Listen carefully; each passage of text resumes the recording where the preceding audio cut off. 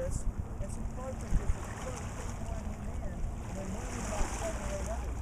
Another guy dies the next day. The first 2 people to die in the Civil War had nothing to do with the battle. That's how it started out. You have many battles putting in one federal position. So now the Confederacy has that particular fort, and you have a lot of Citadel cadets who are involved in this as well. And then 7 months later, right around where Hilton Island is, roughly, Port Royal, you're going to start to get the Union troops move up the way. And there's various battles over the next year, but not until August of 1863. That's 2.5 years into the war before you start to get the bombardment into the city. And that's when you start to get people head out of town. Because, of course, anything could come in and hit this area.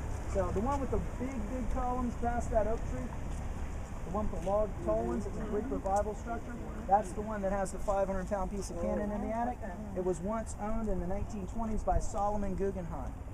So a lot of various people over time have owned these structures, but one of them was sold in 1838 and it still remains in the family. So it has the House Museum has 90% of the original furniture from the 2 families, and that's one of the best house museums, but there's quite a few. So. But always what we've called the battery area, and if you look over the wall, please don't lose any glasses or hats. Just be careful.